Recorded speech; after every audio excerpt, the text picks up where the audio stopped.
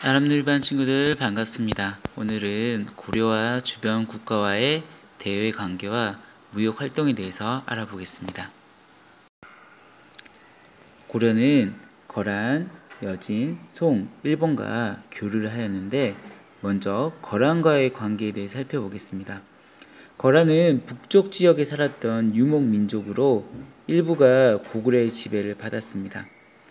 고구려의 멸망 후 당의 지배를 받다가 여러 부족을 통일하여 요나라가 되었습니다. 다음으로는 고려와 가장 긴밀한 관계를 맺었던 송나라에 대해서 살펴보겠습니다.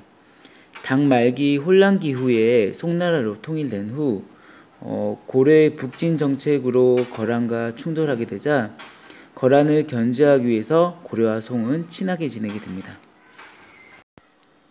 송은 거란을 견제하기 위해 고려와 손을 잡으려고 하였습니다.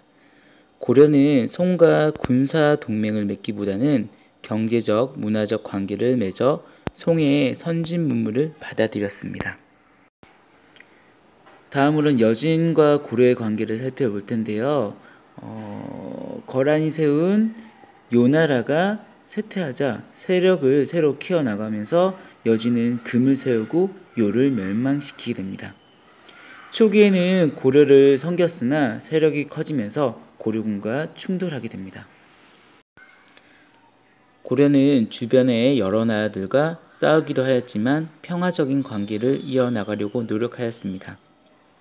고려는 송과 일본과는 친밀한 관계를 계속적으로 맺었고 거란과 여진과는 전쟁을 겪었지만 교류도 하였습니다.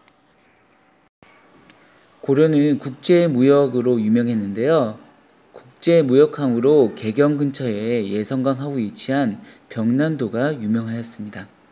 벽난도는 원래 이름은 예성항이었는데 외국 사신들을 맞는 벽난정이라는 곳이 유명해지면서 벽난도라고 이름 불리게 되었습니다.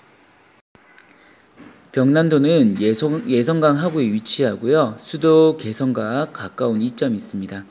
물이 깊어 큰 배가 자유롭게 드나들 수 있었고 고려 최대의 무역항이었습니다. 그래서 송, 아라비아 등에서 온 상인들로 붐볐습니다. 다음으로는 국제도시 개성에 대해 살펴보겠습니다. 벽난도에서 개경까지 도로로 만들어 편리하게 교통이 이루어졌습니다. 크고 작은 절이 500여 개나 되었고 절에서는 팔관회, 연등회 등의 불교 행사가 열리면 송, 여진, 아라비아 상인들과 활발한 국제무역을 하였다고 합니다.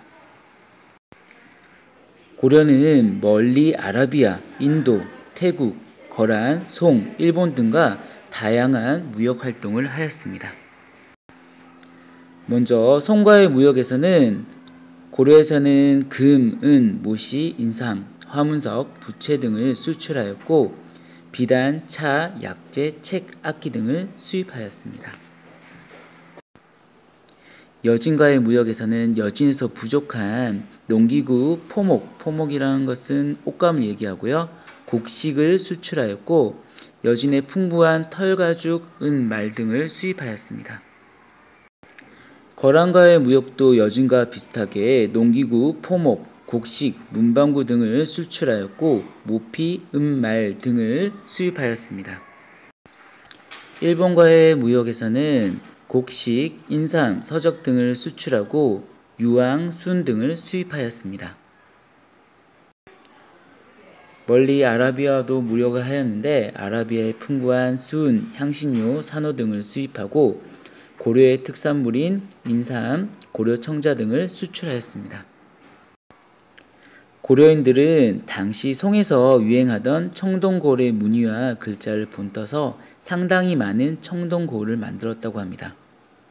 청동고를 자세히 살펴보면 돛을 올린 배가 파도를 헤치고 나가는 모습을 볼 수 있고 무역선을 나타내는 것으로 보아 바닷길로 교류했다는 것을 알 수 있습니다.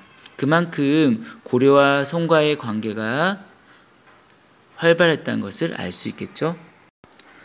아라비아 상인이 고려로 오가는 길을 살펴보면 멀리 바닷길로 향했다고 합니다. 아라비아 상인에 의해 고려가 코리아라는 이름으로 외국에 알려지고 현재 우리나라의 영어식 표기 이름도 코리아가 되었다고 합니다. 고려를 다녀간 외국 상인들은 고려를 어떻게 소개하였을까요? 옛 외국 상인들의 지도를 보면 메드드 코레, 동해가 고려의 바다라고 분명히 표기되어 있습니다. 외국과 무역이 활발해지고 상업과 수공업이 발전하면서 고려는 화폐를 만들었습니다. 종류로는 은병, 금속 화폐 등이 있고요. 무역을 할 때는 주로 은을 사용하였고 나라 안에서는 화폐 대신 주로 쌀과 옷감을 사용하였습니다. 조정에서는 화폐의 사용을 늘리려고 하였지만 큰 효과를 거두지 못하였습니다.